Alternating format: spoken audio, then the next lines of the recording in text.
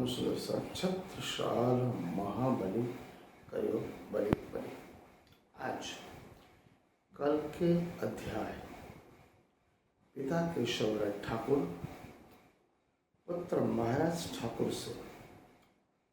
जब महाराज ठाकुर की केवल 12 वर्ष की उम्र थी, पिता दीवान थे, राज दरबार नवानगर जामनगर में। अपने पुत्र की ज्ञान तीव्र बुद्धि, कुशाग्र बुद्धि, विचारसरणी, चाणक्य नीति के अनुसार जब महाराज ठाकुर केवल 12 वर्ष की उम्र में ब्रह्मज्ञान ब्रह्मचर्चा के लिए धनी देवचंद्र के पास जाते थे, तो उस समय सर्वप्रथम पिता श्री केशव ठाकुर ने उनको जांचा और परखा।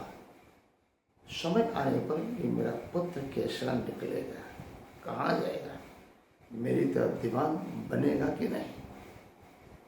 इसलिए उन्होंने जो 25 प्रश्न चाणक्य नीति के अनुसार पूछे, जो सामाजिक, राजकीय, आर्थिक और सांस्कृतिक प्रतिभाओं से कितने अलग थे, उनमें से 12 प्रश्न के उत्तर हमने कल दिए। आज 13वें प्रश्न से लेकर 25वें प्रश्न तक महाराज ठाकुर ने किस तरह अपने पिताश्री को मुद्दे देकर अलग अलग तर्कबद्ध उस समय के देश काल परिस्थिति के साथ साथ आज की भविष्य में होने वाले सभी घटनाओं, जिसमें राजकीय और सामाजिक, आर्थिक, सांस्कृतिक परिस्थितियों के अनुरूप उन्होंने जो प्रश्न के उत्तर दिए वो सर्वश्रेष्ठ है, सर्वकालीन हर देश परिस्थिति में महानतम सर्वश्रेष्ठ उदाहरण है। 13वां प्रश्न केशव ठाकुर का अपने पुत्र महाराज ठाकुर को उन्होंने ये पूछा।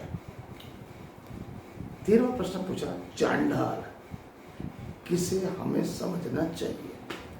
महाराज ठाकुर का उत्तर, पक्षियों में काग को, कौवे को, प्राणियों में मुर्गा, जिसको कुकड़ा बोलते हैं,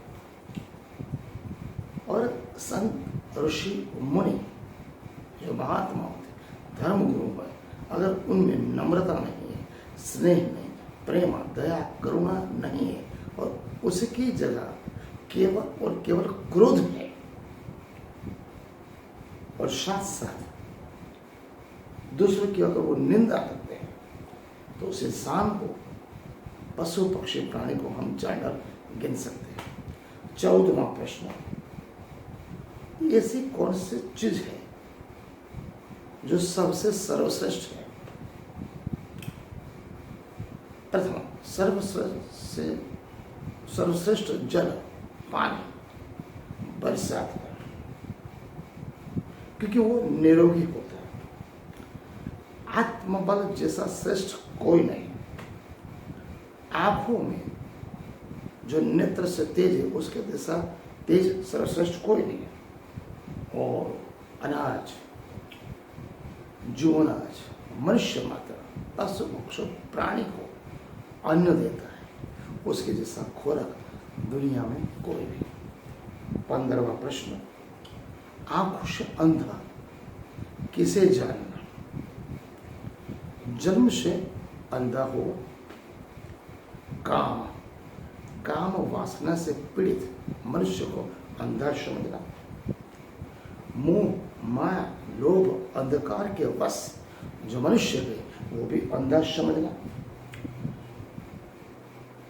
ईर्ष्या, द्वेष, वैमनस्य, जात पात, ऊंच नीच, रंग, वर्ण और भेद, जिसमें धर्म, संप्रदाय और पंथ भी आ गए, सामाजिक आर्थिक परिस्थिति में जिसके मन में क्रूरता है, दुष्टता है, उस मनुष्य को हमें अंधा समझना चाहिए। 16वां प्रश्न, गुप्त ऐसी कौन सी चीज है जो हमें हमेशा गुप्त रखनी चाहिए।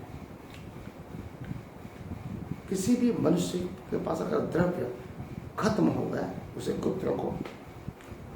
आपके हृदय, मन, तन और आत्मा में अगर कोई संताप है, दुख है, उसको गुप्त रखो। अपनी पत्नी, अपनी स्त्री का आचरण गुप्त रखो। नीच, क्रूर, कपटी, द्रुत मनुष्य का भाषण गुप्त रखो। और अगर किसी मनुष्य से, किसी मानवी से आपका आदर, सम्मान, आत्मसम्मान अगर टूटा है, आपके हृदय मन को ठेस पहुंची है, तो उसको मन में रखो, जाहिर मत करो। अगर आप जाहिर करोगे लोग आपकी खिल्ली उड़ाएंगे। 17वां प्रश्न, धर्म अमीर किसे गिनना चाहिए? जीवन में काम, क्रोध, लोभ, मोह, अहंकार, जिनमें प्रेम, दया, स्नेह, करुणा और त्याग है, प्रभु प्रति माधुर्य भक्ति है, प्रेम लक्षणा भक्ति है, जिसके हृदय मन तन में आत्मा में मानव मात्र के लिए प्रेम है, उसे संतोषी गिनना चाहिए। ऐसी कौन सी दो चीज है, ऐसी कौन से दो वस्तु है, ऐसे कौन से दो पदार्थ है जिसके बीच में हमें नहीं निकलना चाहिए? 2 ब्राह्मण, 2 अग्नि, स्त्री और पुरुष, पति पत्नी के बीच में से, स्वामी और सेवक के बीच में से, और भगवान शंकर और जो उनका पोठिया होता है उसके बीच में से कभी निकलना नहीं चाहिए। वो साथ अशुभ हो सकता है और समय के, देश काल, परिस्थिति के अनुसार आज का जमाना आधुनिक है। आधुनिक जमाने में ऐसी कोई चीजें मान्य नहीं रहती। 19वां प्रश्न, अपने पैर से स्पर्श किसका नहीं करना चाहिए? अग्नि का, सच्चे गुरु का, गाय का, कन्या चाहे वो छोटी हो या बड़ी, और वृद्ध मनुष्य उसमें पुरुष स्त्री दोनों को पक्ष से स्पर्श नहीं करना चाहिए, ठोकर नहीं मारनी चाहिए। ऐसी कौन सी चीज है जिससे हमें दूर रहना चाहिए? दूरी बनाने रखनी, अंतर रखना चाहिए। सबसे पहले बैलगाड़ी से 5 हाथ दूर रहना चाहिए, घोड़ा उससे 10 हाथ दूर, हाथी से 1000 दूर हाथ, और दुर्जन, दुष्ट, क्रूर, द्रुत, कपटी उससे तो 1 गांव दूर रहना चाहिए। वो तो खुद बर्बाद होगा, हमें भी बर्बाद होगा। इसलिए बोलते हैं जैसा संग वैसा रंग। 21वां प्रश्न, परमार्थी मनुष्य, अगर कोई मनुष्य परमार्थी है तो उसे अपनी शुद्धि कैसे वो कर सकता है? परमार्थी मनुष्य उसे अपने मन की शुद्धि के लिए हृदय, मन, तन, आत्मा से किसी का भी अहित नहीं करना चाहिए। हर मनुष्य एक ही परमात्मा की संतान है, हिंदू हो, मुस्लिम हो, सिख हो या ईसाई हो, चाहे वो किसी भी देश का हो, किसी भी राज्य का हो। रंग, वर्ण, भेद, भाषा, ऊंच नीच, जात पात से परे उसे रहना चाहिए, तभी वो हृदय, मन, तन, आत्मा में शुद्धि कर सकता है। अपने इंद्रियों को उसने काबू में रखना चाहिए, शरीर की शुद्धि करनी चाहिए, हृदय में प्रेम, स्नेह, दया और करुणा रखनी चाहिए, तभी परमार्थी मनुष्य की एक पहचान है। स्नान नित्य कर्म कब हमें करना चाहिए? बिना स्नानादि क्रिया के हम क्या नहीं कर सकते?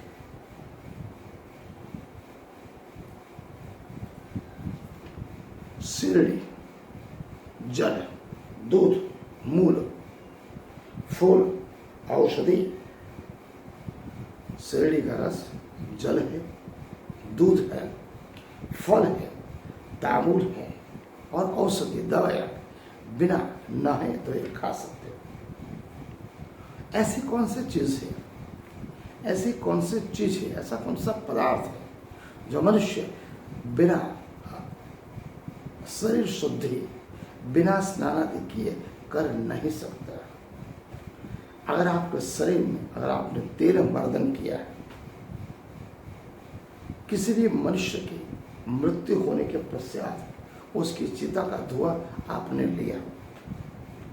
मैथुन कार्य किया, सौर कर्म मुंड किया, तो मनुष्य बिना स्नान किए कुछ खा भी नहीं सका, पी भी नहीं सकता। वैसे देखा जाए तो आजकल आधुनिक जमाना है, मनुष्य ऐसे कोई बातों को पर ध्यान नहीं देता।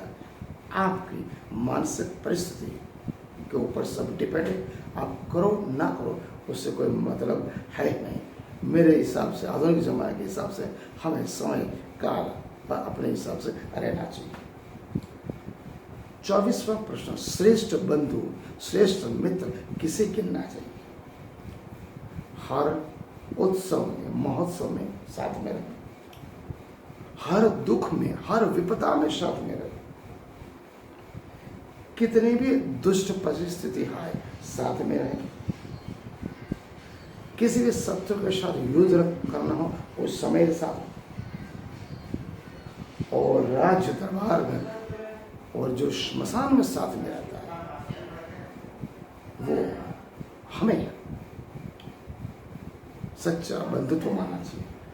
25वां प्रश्न, चाणक्य नीति में अपने माता और पिता की आज्ञा में रहना, भाई बहन स्त्री पुत्र उसका रक्षण करना, और माता पिता भाई और स्त्री को पुत्र हम कैसे मान सकते हैं? श्रीमद् भागवत में कहते हैं, श्रीमद् भागवत में कहते हैं वात पित्त और कफ इस शरीर की बीमारी है। अगर आपके शरीर में वात पित्त कफ से भरपूर है तो आप में आत्मबुद्धि है, स्त्री में पुत्र में ममता होती है, मूढ़ मनुष्य को बैल और गधे के समान गिना गया है, माता ज्ञानरूपी हो सकती है, धर्म स्वरूपी भाई हो सकता है, दया स्वरूपी बहन हो सकती है, शांति स्वरूपी पत्नी हो सकती है, क्षमा स्वरूपी पुत्र हो सकता है। ये आपके सच्चे संबंधी है। आज का अध्याय हम यहाँ पूर्ण करते हैं। केशव ठाकुर ने ये सब प्रश्न पूछ के अपने पुत्र महाराज ठाकुर का ज्ञान बुद्धि सब चकासा। अंत में बोला आपको जो कुछ भी करना हो आप कर सकते हो, आप में इतनी बुद्धि है आप दीवान पद धारण कर सकते हो। इसके पश्चात प्रभु प्राणनाथ महाराज ठाकुर ब्रह्म ज्ञान ब्रह्म चर्चा के लिए धनी देवचंद के पास अपने गोपाई गोवर्धन ठाकुर साहब के साथ जाते थे। उस समय कानजी भट्ट के पास भी केशव ठाकुर ले गए कि आप हम ब्रह्मज्ञान संबंधी प्रश्न पूछो, क्योंकि उन्हें धनी देवचंद जी महाराज के ज्ञान पे शंका थी। उस शंका का निर्मण करने के लिए केशव ठाकुर कानजी भट्ट के पास ले गए। वो जो 10 प्रश्न पूछे वो कल हम आपको बताएंगे।